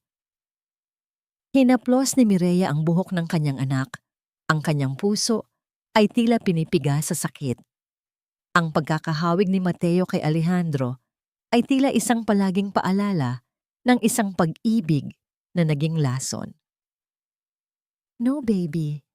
Mommy is just thinking about how to make the world a little bit better. Go back to sleep, okay? Nang makaalis ang mga bata, nanatiling nakatayo si Mireya sa dilim. Alam niya na darating ang sandaling ito. Alam niya na ang sakit ni Veronica ay hindi kayang gamutin ng kahit anong yaman dahil ang kailangan ng matanda ay ang sining ng pagpapagaling na nagmumula sa mismong kalikasan na dati nitong rinirespeta. Ang tunog ng ulan ay mas lalong lumakas, lumilikha ng isang ritmong tila isang panaghoy. Sa gitna ng kadiliman, napansin ni Mireya ang isang anino sa labas ng kanyang gate. Isang sasakyan ang nakahinto. Ang mga headlight nito ay tila mga matang nagmamakaawa sa gitna ng baha. Bumukas ang pinto ng sasakyan at lumabas ang isang lalaki. Kahit sa gitna ng malakas na buhos ng ulan, kilala ni Mireya ang tindig na yon. Ang lalaking dati ay tinitingnan niya bilang kanyang langit, Ngayon ay tila isang basang sisiw na tinalikuran ng mundo. Dahan-dahang lumakad si Alejandro patungo sa gate. Ang ulan ay bumubuhos ng walang humpay, binabasa ang kanyang mamahaling suit at tinatangay ang kanyang dignidad sa bawat agos ng tubig sa kalsada. Nang makarating siya sa harap ng gate, napatigil siya. Sa loob ng villa, nakita niya si Mireya na nakatayo sa likod ng salaming bintana. Isang reynang hindi maaabot ng kanyang mga kamay na puno ng kasalanan. Sa gitna ng hagupit ng bagyo, dahan-dahang bumagsak ang mga tuhod ni Alejandro sa matigas at basang semento. Ang kanyang mga kamay ay nakakuyom sa kanyang hita at ang kanyang ulo ay nakayuko. Hinahayaang ang ulan ay humalo. Sa mga luhang hindi na niya kayang pigilan, ang lalaking dati ay hindi kayang panindigan ang kanyang asawa sa harap ng media. Ngayon ay nakaluhod sa putikan, nagmamakaawa para sa buhay ng kanyang ina at para sa isang pagkakataong makuha ang kapatawarang alam niyang hindi niya karapat-dapat makuha. Nanatiling nakatitig si Mireya mula sa loob. Ang mainit na tasa sa kanyang kamay ay tila naging yelo. Ang bawat patak ng ulan na humahampas sa bintana ay tila sumasabay sa pintig ng kanyang puso na nagtatanong, sapat na ba ang pagluluhod na ito upang mabura ang 5 taon ng pangungulila? O ito ba ay isa na namang dula sa entablado ng kasinungalingan na pilit niyang tinatakasan? Ang gabi ay tila walang katapusan habang ang lalaki sa labas ay nananatiling nakaluhod. Naghihintay ng isang himala mula sa babaeng dati ay tinawag nilang walang silbi. Ang bawat patak ng ulan na humahampas sa semento ay tila mga latay ng latigo sa balat ni Alejandro. Ngunit ang lamig ng bagyo ay walang pakiwari kumpara sa yelong nanunuot sa kanyang puso. Sa gitna ng madilim na kalsada, habang ang tubig ay mabilis na umaagos sa paligid ng kanyang mga tuhod, nanatili siyang nakayuko. Ang kislap ng mga headlight ng sasakyan sa malayo ay nagbibigay ng isang malungkot na aura sa kanyang anyo. Isang lalaking dati ay tinitingala ng lahat, ngunit ngayon ay tila isang aninong pilit na kumakapit sa huling hibla ng kanyang pag-asa. Sa loob ng marangyang villa, dahan-dahang binitawan ni Mireya ang hawak na tasa. Ang tunog ng porselana na lumalapat sa lamesang marmol ay tila isang hudyat ng kanyang pasya. Kinuha niya ang isang itim na payong at dahan-dahang lumakad patungo sa pintuan. Nang bumukas ang gate, ang liwanag mula sa loob ng bakuran ay tumama sa basang mukha ni Alejandro. Ang bawat guhit ng paghihirap sa kanyang muka ay nalantad. Ang mga matang dati ay puno ng kumpiyansa. Ngayon ay tila mga sugatang hayop na nagmamakaawa. Tumayo ka riyan, Alejandro. Ang boses ni Mireya ay kasing lamig ng hanging umiihip mula sa dagat. Huwag mong dungisan ang kalsada ko ng iyong drama. Hindi ka na nasa harap ng mga kamera ng media. Wala rito ang iyong mga tagahanga para kaawaan ka. Dahan-dahang iniangat ni Alejandro ang kanyang tingin. Ang ulan ay patuloy na dumadaloy sa kanyang buhok, patungo sa kanyang mga mata. Ngunit hindi niya ito pinansin. Maristela, hindi ako narito para sa sarili ko. Si Mama, hindi na niya kaya. Ang bawat gabi ay puno ng kanyang mga daing ng sakit. Ang balat niya, unti-unti nang kinakain ng karamdaman. Ikaw lang ang may hawak ng lunas, Maristela. Isinusumpa ko, ibibigay ko ang lahat. Ang kumpanya, ang mansyon, pati ang sarili kong buhay, basta't iligtas mo lang siya. Isang matalim at mapait na tawa ang kumawala sa mga labi ni Mireya. Humakbang siya palapit. Ang dulo ng kanyang mamahaling sapatos ay nadidikit sa putik na nakapaligid sa mga tuhod ni Alejandro. Ang iyong buhay? Alejandro, ang buhay mo ay wala ng halaga sa akin. At ang kumpanya niyo? Isang bangkay na lamang yan na hinihintay na lang na ibaon sa lupa. Bakit ko ililigtas ang babaeng tumawag sa akin na basura? Ang babaeng sumunog sa pangarap ng aking mga anak? Noong ako ang nakaluhod sa harap niyo 5 taon na ang nakalilipas, Narinig ko ba ang kahit isang salita ng awa mula sa inyo? Nagkamali ako. Ang sigaw ni Alejandro, ang boses ay halos mapatid sa tindi ng emosyon. Naging duwag ako. Hinayaan kong diktahan ng ambisyon at ng aking ina ang bawat hakbang ko. Pero Maristela, nakikita ko ang mga anak natin. Nakita ko ang mga mata ni Mateo. Sila ang buhay na patunay na mayroon pa tayong naiwan. Alang-alang sa kanila, huwag mong hayaang mamatay ang lola nila ng ganoon kalupit. Yumuko si Mireya. Ang kanyang mukha ay ilang pulgada na lamang ang layo mula kay Alejandro. Sa gitna ng amoy ng ulan at basang lupa, naramdaman ni Alejandro ang halimuyak ng mga halamang gamot na laging nakadikit sa balat ni Mireya. Isang amoy na dati ay kinamuhian ng kanyang ina, ngunit ngayon ay siyang tanging hininga ng buhay. Gagamutin ko siya, ang pabulong na sabi ni Mireya. Ang bawat salita ay tila isang kontrata ng kamatayan. Pero hindi ito libre. Hindi ko kailangan ng pera mo. Ang kailangan ko ay ang katotohanan.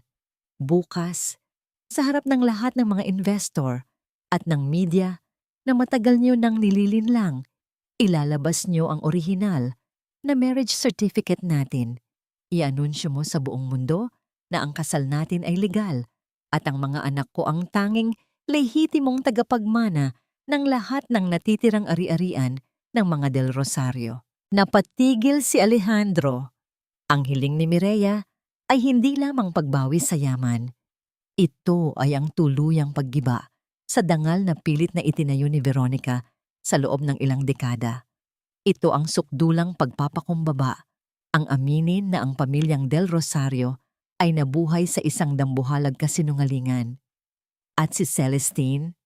Ang tanong ni Alejandro sa mahinang boses. Si Celestine ay tapos na. Sagot ni Mireya habang dahan-dahang tumatayo ng tuwid. Siya ang unang bumitaw sa inyo nang malaman niyang wala na kayong pera.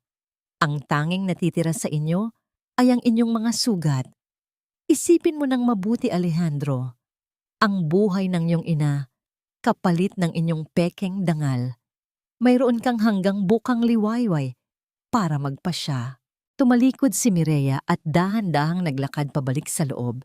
Iniwan ang gate na dahan-dahang sumasara. Ang tunog ng bakal na naglalapat ay tila isang huling hantungan para sa nakaraan. Naiwang mag-isa si Alejandro sa gitna ng ulan. Ang bawat pintig ng kanyang puso ay tila isang orasang mabilis na tumatakbo. Sa loob ng kanyang bulsa, hinawakan niya ang isang maliit na krus na ginto. Ang tanging bagay na natira sa kanya mula sa kanyang kabataan. Alam niya na sa sandaling ibigay niya ang gusto ni Mireya, ang pamilyang Del Rosario na kinilala ng mundo ay maglalaho na. Ngunit ito rin ang tanging paraan upang matigil ang sumpa ng sakit na kumakain sa kanyang ina. Ngunit sa likod ng lahat ng ito, isang katanungan ang pilit na bumabagabag sa kanya. Sa oras na makuha ni Mireya ang lahat ng gusto niya, may matitira pa kaya kahit katiting na puwang sa puso nito para sa isang lalaking naging sanhi ng kanyang pinakamalalim na pait? O ang paggagamot ba ay isa lamang paraan upang mas lalong saktan ang kanilang mga kaluluwa? Ang bulwagan ng Manila Imperial Hotel ay muling naging saksi sa isang kaganapang uukit sa kasaysayan ng mataas na lipunan. Ngunit sa pagkakataong ito, hindi ito pagdiriwang ng pag-ibig, kundi ang paglilibing sa isang dambuhalang kasinungalingan. Ang bawat kristal na nakasabit sa dambuhalang chandelier ay tila nanginginig sa bigat ng tensyong bumabalot sa silid. Ang bawat pagkislap ng mga ilaw mula sa mga lente ng kamera ng media ay tila mga kidlat na bumubulag sa kadiliman, naghihintay sa pagdating ng babaeng naging sentro ng lahat ng bulong-bulungan. Sa gitna ng entablado, nakatayo si Alejandro sa tapat ng podium. Ang kanyang boses, nang magsimula siyang magsalita, ay tila tunog ng isang tuyong kahoy na dahan-dahang pinuputol. Sa likod niya, nakaupo sa isang wheelchair si Veronica. Ang matanda ay balot ng mamahaling telang seda, ngunit sa ilalim ng mga alahas, Ang kanyang mukha ay kasing puti ng papel at ang kanyang mga mata ay walang ibang makita kundi ang kawalan. Wala roon ang kanyang dating bangis. Tanging ang takot sa kamatayan ang nananatili. Sa loob ng 5 taon, naging duwag ako.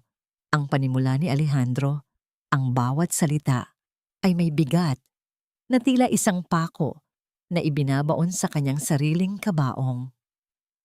Itinago namin ang katotohanan upang protektahan ang isang pangalang wala naman palang halaga. Ngunit ngayong gabi, nais kong itama ang lahat. Dahan-dahang lumakad si Mireya patungo sa entablado. Ang kanyang suot na itim na gown ay tila isang anino ng katarungan na dahan-dahang lumalamon sa liwanag ng bulwagan.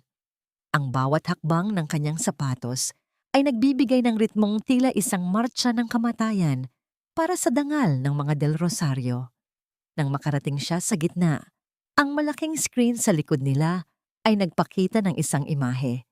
Ang orihinal na marriage certificate na pinirmahan sa ilalim ng puno ng narra.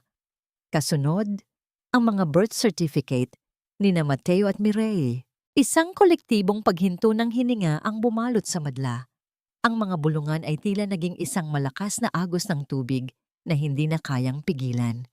Sa gilid ng entablado, si Celestine ay pilit na sumisigaw, ngunit ang boses niya ay walang lakas at ang mga security guard ay dahan-dahan na siyang inilalabas sa bulwagan habang ang kanyang muka ay punong-puno ng luha at galit. Ang kanyang career, ang kanyang pangalan, ay naglaho na parang usok sa harap ng katotohanan ito. Dahan-dahang kinuha ni Mireya ang isang maliit na velvet box mula sa kanyang bag. Binuksan niya ito sa harap ng lahat. Sa loob ay makikita ang mga itim na abo, ang labi ng panyong bordado na sinunog ni Veronica. 5 taon na ang nakalilipas. Sa tabi ng mga abo ay ang 2 bagong panyo, may borda ng ginto at puno ng pagmamahal na itinahi ni Mireya sa Singapore. Madam Veronica, ang boses ni Mireya ay kasing linaw ng kristal, ngunit kasing talim ng diamante. Ang apoy ay kayang sumunog ng tela, ngunit hindi nito kayang ubusin ang dangal ng isang ina. Ngayong gabi, ang inyong pangalan ay magiging katulad ng mga abong ito. Walang halaga, walang kapangyarihan, at lili pa rin ng hangin ng katotohanan. Yumuko si Veronica, ang kanyang mga kamay na balot ng gasa ay nanginginig sa kanyang kandungan. Ang pag-amin ay tapos na. Ang kasalanan ay nalantad na sa buong mundo. Nang matapos ang press conference at ang lahat ay dahan-dahan nang umaalis, naiwan si Alejandro at Mireya sa gitna ng entablado. Ang katahimikan sa pagitan nila ay mas nakakabingi kaysa sa lahat ng ingay ng media kanina. Ang amoy ng mga bulaklak sa paligid ay tila amoy ng isang burol. Lumapit si Alejandro kay Mireya. Ang kanyang mga mata ay puno ng pagsamo na tila isang lalaking nalulunod. Nagawa ko na ang gusto mo, Maristela. Ang katotohanan ay nasa labas na. Ang mga anak natin ay mayroon ng pangalan. Maari ba tayong magsimula muli? Hindi bilang Del Rosario, kundi bilang tayo. Alang-alang sa mga bata, bigyan mo ako ng isang pagkakataon na patunayan na kaya kitang mahalin ng tama. Tumingin si Mireya sa mga mata ni Alejandro. Nakita niya ang pamilyar na kislap na dati ay nagpapabilis ng tibok ng kanyang puso. Ngunit sa pagkakataong ito, wala na siyang naramdaman kundi ang malamig na kapayapaan. Isang maliit na ngiti ang sumilay sa kanyang mga labi. Isang nangiting hindi puno ng galit, kundi ng isang pait na naging matamis na lunas.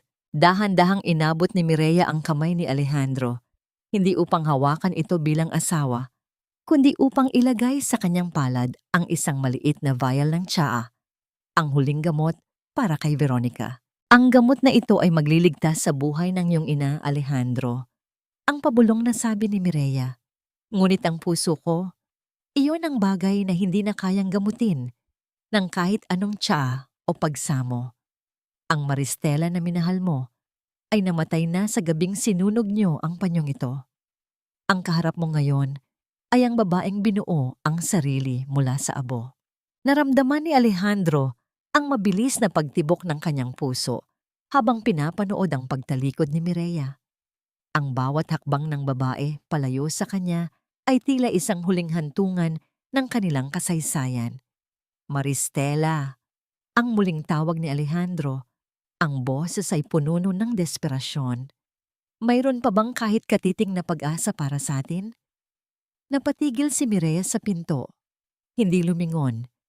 Ngunit ang kanyang sagot ay tila isang hanging umiihip patungo sa isang direksyong hindi na niya babalikan. Ang dalampasigan ng Cebu ay binalot ng kulay kahel at lila habang ang araw ay dahan-dahang lumulubog sa guhit ng tagpuan ng langit at dagat. Ang bawat hampas ng alon sa pampang ay tila isang banayad na haplos ng kalikasan, isang ritmong nagdadala ng kapayapaan sa pusong matagal nang binalot ng unos. Ang amoy ng alat ng dagat ay humahalo sa halimuyak ng mga ligaw na bulaklak sa paligid, lumilikha ng isang atmosfera na malayo sa masangsang na usok at ingay ng Maynila. Dito, sa harap ng kanyang bagong tahanan na nakaharap sa malawak na asul na karagatan, nakatayo si Mireya. Ang hangin ay dahan-dahang nagpapagalaw sa kanyang mahabang puting bestida, tila mga daliri ng hangin na humahaplos sa kanyang pagkatao. Sa malayo, naririnig niya ang mga tawa ni na Mateo at Mireille habang naghahabulan sa buhanginan kasama ang kanilang mga aso. Isang tunog na para kay Mireya ay mas mahalaga kaysa sa lahat ng palakpak ng mundo. Ang katahimikan ng kanyang pagmumuni-muni ay binuwag ng tunog ng marahang pagtapak sa tuyong buhangin. Hindi na kailangang lumingon ni Mireya upang malaman kung sino ang dumarating.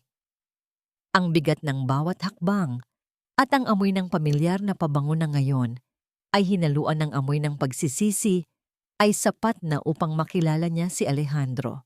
Napakaganda pala rito.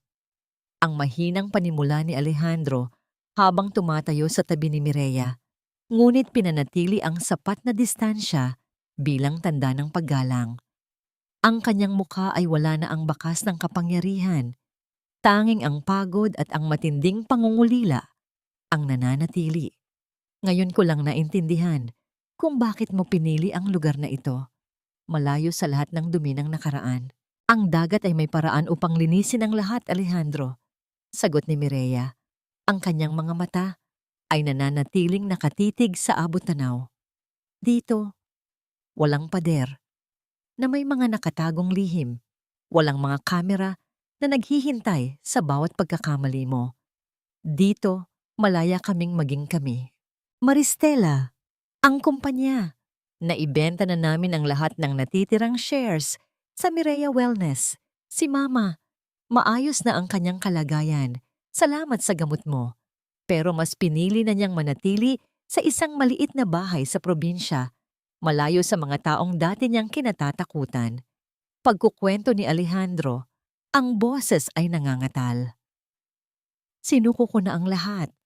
Wala na ang Del Rosario Holdings, wala na ang mansyon. Tanging ang sarili ko na lang ang natitira sa akin. Dahan-dahang lumingon si Alejandro kay Mireya. Ang kanyang mga mata ay puno ng pagsamo. Narito ako dahil gusto kong maging bahagi ng buhay ng mga bata. Gusto kong maging ama na hindi ko nagawa noon. At gusto kong manligaw sa iyo muli, Maristela. Kahit gaano katagal, kahit abutin ng habang buhay. Isang mahaba at malalim na hininga ang pinakawalan ni Mireya.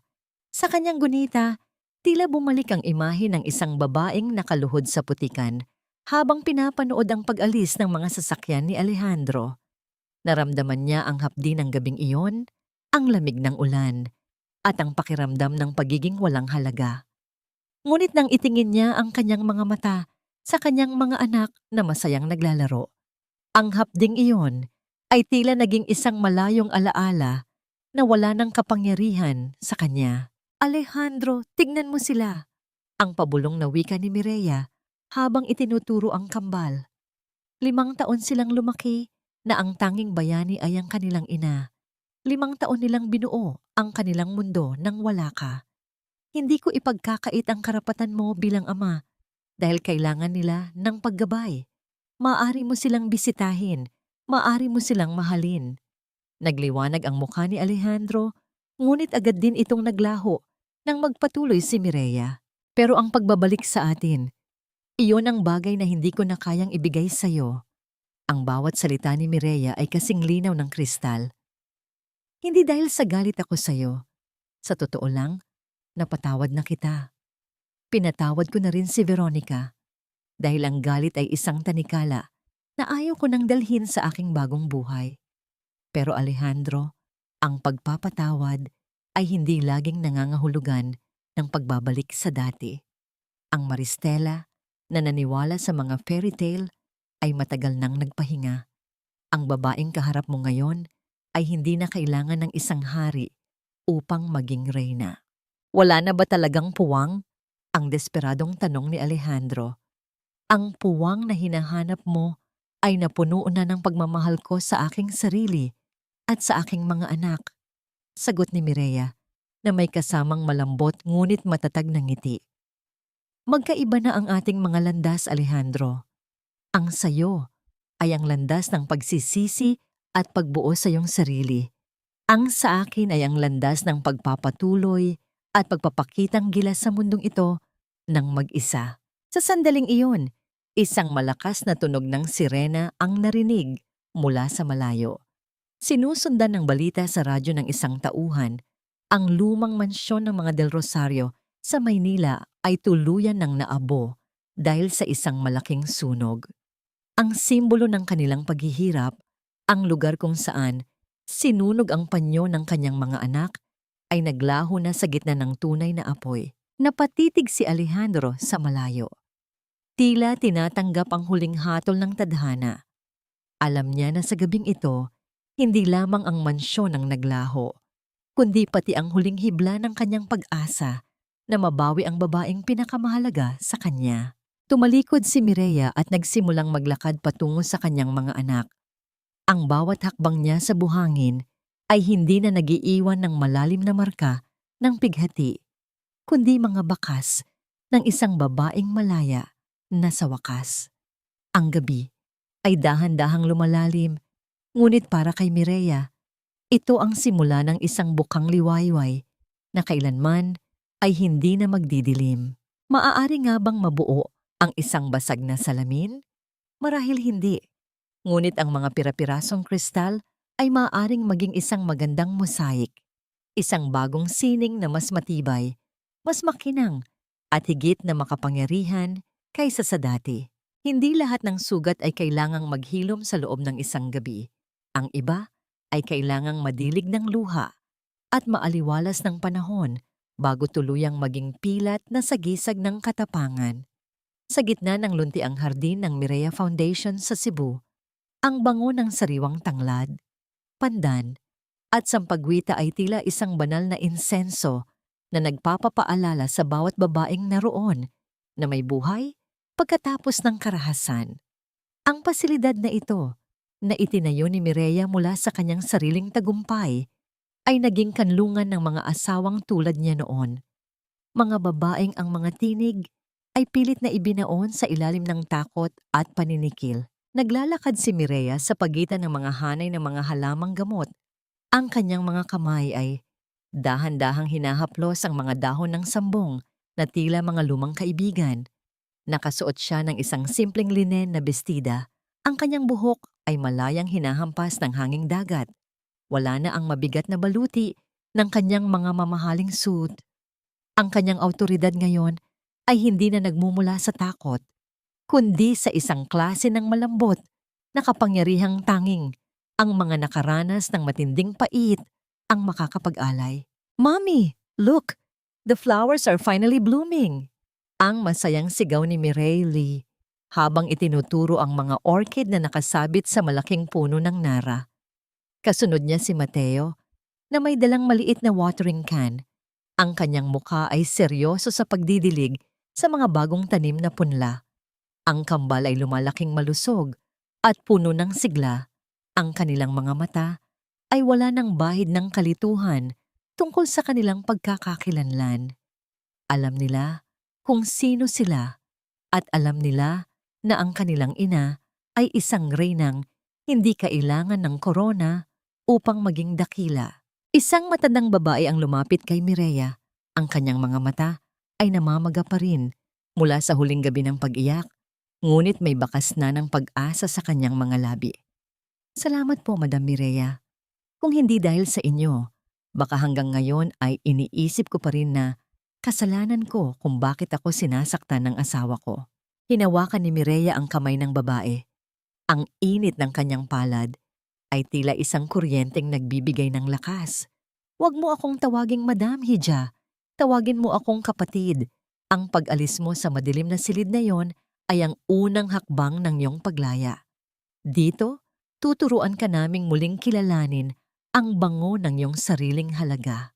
Sa pag-upo ni Mireya sa isang bangkong kahoy sa ilalim ng puno, iniabot sa kanya ng kanyang assistant ang isang liham na may selyo mula sa isang malayong probinsya sa Luzon. Ang papel ay may bahagyang bango ng tabako at tuyong dahon, isang amoy na agad nagpabalik sa kanyang gunita kay Nanay Esmeralda. Dahan-dahang binuksan ni Mireya ang sobre. Ang mga titik ay nakasulat sa isang maingat ngunit medyo nanginginig na paraan. Mahal kong Maristela, o dapat ko na bang sabihing Mireya? Isinusulat ko ito habang nakaupo sa harap ng aking munting damparito sa aming baryo. Tapos na ang aking paninilbihan sa mga Del Rosario. Matapos ang sunog sa mansyon, naramdaman ko na ang huling tanikala na gumagapos sa akin ay tuluyan na ring naputol. Malaya na ako, Hija.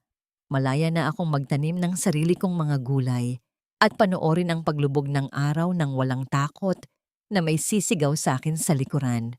Balita ko ay napakaganda ng ginagawa mo riyan sa Cebu. Huwag mong kakalimutang ang tunay na lunas ay hindi lamang nasa mga dahon, kundi sa dalisay na hangarin ng puso. Sa wakas, tayong dalawa ay humihinga na ng hangin na walang halong lason hanggang sa muli nating pagkikita. Isang luha ng kagalakan ang dahan-dahang gumapang sa pisngi ni Mireya. Ang liham ni Nanay Esmeralda ay ang huling pira-piraso ng mosaic na bumuo sa kanyang bagong buhay. Ang bawat taong naging bahagi ng kanyang paglalakbay mula sa kalupitan ni na Veronica at Celestine hanggang sa katapatan ni Nanay Esmeralda at sa pagsisisi ni Alejandro ay naging mga guro sa paaralan ng kanyang pagkatao. Sa di kalayuan, nakita niya ang isang pamilyar na sasakyan na huminto sa tapat ng gate. Bumaba si Alejandro, may dalang mga libro at laruan para sa mga bata. Hindi siya pumasok sa loob ng sentro. Nanatili siya sa labas, naghihintay ng hudyat kung maaari siyang lumapit sa kanyang mga anak. Ito ang kasunduan. Siya ay isang bisita sa buhay na dati ay itinapon niya. Nakita ni Mireya ang pag-aalinlangan sa mga kilos ni Alejandro, ang pagpapakumbaba na tila naging bago niyang balat. Tumingin si Mireya sa asul na langit. Ang mga ulap ay dahan-dahang naglalakbay. Walang patutunguhang tiyak, ngunit malayang sumasabay sa ihip ng hangin. Naisip niya ang mansyong naging abo, ang marriage certificate na naging susi, at ang panyong bordado na naging simbolo ng kanyang pag-asa. Lahat ng yon ay bahagi na lamang ng isang aklat na tapos na niyang basahin. Tumayo si Mireya at dahan-dahang lumakad patungo sa gate upang buksan ito para kay Alejandro. Hindi bilang asawang naghihintay, kundi bilang isang inang nagbibigay ng pagkakataon para sa ikabubuti ng kanyang mga anak. Ang kanyang bawat hakbang ay magaan, walang bigat ng galit, walang hapdi ng nakaraan. Ang bawat hininga niya ngayon ay malinis. Ang bawat tibok ng kanyang puso ay para sa kanyang sarili at sa mga taong tinutulungan niyang bumangon. Sa gitna ng hardin ng Mireya Foundation, ang buhay ay patuloy na umuusbong, nagpapatunay na kahit ang pinakamaitim na lupa ay kayang magluwal ng pinakamagagandang bulaklak. Ngunit sa gitna ng katahimikang ito, may isang huling katanungang nananatili sa hangin. Sapat na ba ang pagpapatawad upang tuluyang masara ang pintuan ng nakaraan? O may mga bahagi ba ng kasaysayan na sadyang mananatiling nakabukas bilang paalala ng ating pagiging tao. Sa huling pagkakataon, ang amoy ng luyang dilaw at sariwang tanglad ay humalo sa alat ng hanging dagat sa Cebu, ngunit wala na itong kasamang pait ng kahapon. Nakaupo si Mireya sa beranda ng kanyang tahanan, pinagmamasdan ang huling sinag ng araw na dahan-dahang naglalaho sa abot tanaw. Hawak niya ang isang tasa ng mainit na tsa, isang simpleng ritual na dati ay simbolo ng kanyang paghihirap sa mansyon ng mga Del Rosario. Ngunit ngayon ay simbolo na ng kanyang tagumpay at paghilom. Sa dalampasigan, nakikita niya si Alejandro na tinuturuan si Mateo kung paano magpalipad ng saranggola, habang si Mireli naman ay masayang namumulot ng mga kabibe sa buhanginan. May distansyang nakapamagitan sa kanila ni Alejandro. Isang distansyang itinakda ni Mireya hindi dahil sa puot, kundi dahil sa paggalang sa sarili. Ang lalaking dati ay langit ng kanyang mundo, ngayon ay isa na lamang pamilyar na anino na pinapayagang manatili sa paligid para sa kapakanan ng mga bata. Si Alejandro ay naging isang tapat na ama, ngunit ang pintuan para sa pagiging asawa ay nananatiling nakasara, isang desisyong tinanggap ng lalaki ng may buong pagpapakumbaba. Naisip ni Mireya ang balita tungkol kay Veronica. Ang matanda ay nananatili sa isang tahimik na kumbento sa probinsya, inaalagaan ng mga madre.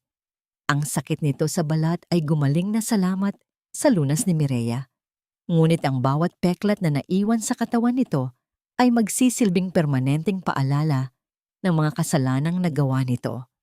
Si Celestina naman ay tuluyan ng naglaho sa paningin ng publiko, namumuhay sa kahihiyan matapos mabunyag ang kanyang mga manipulasyon. Ang karma ay hindi dumating bilang isang marahas na kidlat, kundi bilang isang malamig na katotohanang kailangan nilang harapin araw-araw. "Mami, halina kayo! Ang ganda ng kulay ng langit!" Ang tawag ni Mireille. Ang kanyang boses ay tila isang matamis na himig na nagpapangiti sa puso ni Mireya. Tumayo si Mireya at dahan-dahang lumakad pababa sa buhanginan. Nararamdaman niya ang bawat butil ng buhangin sa kanyang mga paa, isang koneksyon sa lupang nagbigay sa kanya ng lakas upang muling tumayo. Nang makalapit siya, sandaling nagtama ang paningin nila ni Alejandro.